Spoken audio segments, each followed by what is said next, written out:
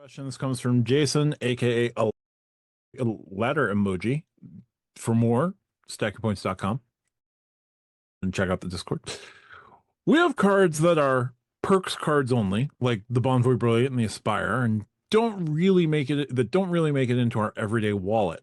What cutoff do you all have for what a card can provide to be worth acquiring, but not to spend on? And as a follow-up, can Matt please say thick boy? You're welcome. For me, I have the least number of annual fee cards of anyone here. My JetBlue business card gives me $50 worth of points every single year on a $99 annual fee. And I just need to take one JetBlue flight where I check a bag, and it has paid for itself. Between my partner and I, that is what, $70 plus they give me $50. I have effectively made $120. Now, we don't love effective annual fee. We don't love net annual fee. That card doesn't have to do anything for me other than give me 5,000 points every year and make it so that I never have to pay a bag fee. And I'm happy. And my Sapphire Reserve I use for other things, and we'll see what happens with it after October of 2025. So for me, it's pretty simple. Lonnie, you've got some perk cards, but where's your line? Where's your cutoff for what a card can provide to make it worth acquiring and keeping? My student card. But anyway, my actual so you put Brilliant and Aspire, two cards that I currently have. Most recently, the Brilliant. Thanks to Craig for the referral link. I've got to share the wealth there. But they are actually in my wallet. Aspire is a great card for me. One, because it's 3x everything for all other purchases, but then it's heavy on dining. It works as an airline card and a great rental car card as well. So it's actually in my everyday wallet, and I'm probably about to hit my 30K on there and get my next free night certificate. Brilliant, which I am currently writing a video for, is a new fan favorite of mine because it's just so damn simple. Like, I really just want to get back to that type of credit card where it's just simple to use. So I might be a one-off, but I'm not going to necessarily call it a perk card. But to actually answer the question, what cutoff do I have for card to actually make it worth my while and add to my wallet? It has to be able to provide some type of benefit at a specific point in time or for a specific reason. So I have mentioned like my Blue United card. I don't carry it around. I don't use it for anything. Why not? Because I only need it when I fly on United to get my 25% discount or whatever credit perks I need by holding the card. Outside of that, don't need it. Same thing with my Amex Platinum card. I can use it to book everything I want, and then I won't need it for anything else. Unless I'm booking FHR and need to check in. That's it. There's no other reason to carry it around unless you're going to an Amex Centurion launch. You're not going to use it for anything else. Now, when it comes to a card worth acquiring, like I said, you got to have a reason. What is it that you're trying to achieve? There's a purpose for all of it. And so make sure that you have a purpose and that card actually fills that purpose. And that purpose should not just be, there's a great welcome offer, I'm just going to go get this great welcome offer, because then you don't have an exit strategy. You just went and got it because you got the points because you could, or you got the card because you could. But then you're like, that's where a lot of people are like, oh, this card sucks. It didn't suck. It was never for you in the first place. So I would actually say, as long as it has a purpose, then you should be able to find a way to make it work for you for a specific reason. Now, in the wallet or not, like I said, like we said at the beginning of this, Freedom Flex. I don't really carry that card around with me unless we're in a quarter of where there's a category in which I can make a benefit. It's not in my wallet today.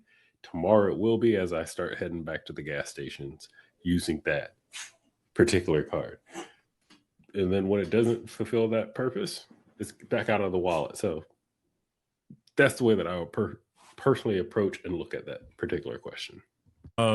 Craig? Going off of Lonnie's point, I get cards for very niche purposes. If it if I am doing something, it is because it is filling a gap somewhere, right? I know we talk about the platinum only being for flights, but fun fact for those who don't know, I love cologne. And not just like smelling good, but the actual like background of like how is it composed. My background is like my undergrad is chemical engineering. I like to know how olfactory notes work with chemicals. I like to know who the like creator and scent profile maker is. Random status that like you would never think about having. I have Dior status because I like buying Dior cologne. Like it is, and reliably because Amex knows that I'm a consumer, they put a 5,000 points for spending $150 at Dior for 2 or 3 times a year. That is a mini sub for $150. Now I didn't get the platinum for that, but like I know that me and my wife like to go and do things. To Lonnie's point, sometimes cards just aren't for you. And that's okay. Cards aren't for me. I have been trying my absolute darndest to convince myself that I need every single one of the Delta cards. And it might change now because like I'm not doing so much American travel. I'm still trying to figure out if I'm going full on Delta or full on United or some weird combination of the two. But the cards aren't for me, despite them being fantastic cards. Like no one can sit here and tell me that companion pass on the reserve isn't a great use or a great perk, especially if you're flying with another person. If you're a family of three, pay for 2 seats. And especially when you have kids, like, hey, after the age of 2, you have to pay for that tiny human. Even though they are going to be in your lap for 90% of that flight, you're paying for that seat. It hits a lot less hard when you can say, you are just my companion. Come on, that ticket was free. Free. For me, does it fill the niche purpose that I have it for? For the platinum, it was I want FHR and I want 5x spending. I know that we are up in arms right now about, I'm not, but like people are up in arms about the Sapphire Edit collection needing 2 nights to get that 250 points. Let me assure you, if you can't or aren't spending 2 nights in a hotel of the quality that's going to be in the edit, maybe that's just not for you. And it could just be that specific perk isn't for you, and that's okay. I think it goes back to that point of no, I deserve luxury. Nobody deserves luxury. You want luxury. It is not a necessity. Prime example. I love going to the Pendry. The Pendry is my favorite boutique-ish kind of hotel chain to go to. I know I'm going to spend 3 or 4 or 5 nights at a Pendry every year. I can figure that out, right? But if you tell me I love to go to the Roadside Inn because it's perfect on my way to Holiday World. For those of you that don't know Holiday World, they have a gravy themed roller coaster. Check that out. Or I'm going to Kings Island in Ohio. You're not really getting luxury hotels in Kings Island, or if you're going to Six Flags. So again, is this for you? So for me, is it filling a niche, and am I getting at least break even value? And when I say break even, I don't mean just, oh, on paper, I'm breaking even. I've got 2 gold cards right now. I use all the credits on one. I use Dunkin' and Resi and Uber on the other. Not touch that Grubhub credit, not all year. And I'm okay with that, right? Like, I think we are not using cards as intended, but also then complaining when we don't get maximum value from them. So, like, to the point of the Bonvoy Brilliant, you can feel how you want to feel about the program. But if the Amex Gold card right now said, hey, instead of these 17 different credits that you're going to have to use every month, here's a $25 food credit. That instantaneously makes that card a card that I think there's not a person that can complain about it. You can complain and say, it's Amex or it's $325. You got a $300 dining credit, and Yep. then you got Dunkin', right? At that point, who was complaining about that? So I think that there is something to be said about simplicity, but also how complicated are you willing to get? And apparently, based on the community, people are willing to get very complicated and then complain about the complexity because this one small block in the Lego mound foundation doesn't fit my lifestyle, and I'm upset about it. So for me, what's the niche? Does it hit the niche? Am I breaking even? I'm good. I don't need super duper outsized value as long as I get my purpose served. Hey, next time they do that Dior offer and you max yours out, call me. You can use mine. Just Venmo me. I will happily take them MR points. Hey, I got you. No, seriously, Straight up. I got you, bro. Like Real straight up, business. yeah. I'm not using it. I'm not shopping there. I got kids. I just want to smell nice with my kids. Be that nice dude at the daycare and be like, "Oh, Mr. Carter, what are you wearing?" Oh, you couldn't afford it. Don't worry about it. Oh, No. Nope. I'll just take the MR points.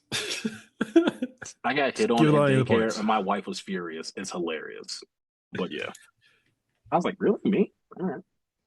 RJ, did you have any thoughts on Jason's question? For me, it's how hard is it to recreate what the card gives me? So the Delta Reserve, for example, right? It's real hard to recreate a companion pass. Real hard to do that because it would be money, right? And hard as in it would be equal money to whatever ticket I'm buying, right? So I can't recreate that. I can't recreate $200 or $2,500 of MQDs like out of nothing, right? So for that card, even if I put no spend on it, and I actually do put some spend on it, like the ability to recreate that is very difficult for what I pay for it. So for me, that's the line is, or the Hilton, like I already have gold, so I'm not really recreating that. I'm getting some credits. $50 a quarter is $50 a quarter. So yeah, I look at it as the recreation of it. Does it fill a need in my life, and how hard would it be to recreate whatever benefit it is giving me? My IHG card gives me platinum status. I can buy ambassador every year, or I can just hold the card and not need to spend that $250. Now, the $250 gives me a certificate, which is not impossible to use, but it also is a me going to a destination for a hotel, which I enjoy, but it requires some amount of pre-planning. So yeah, it's got to be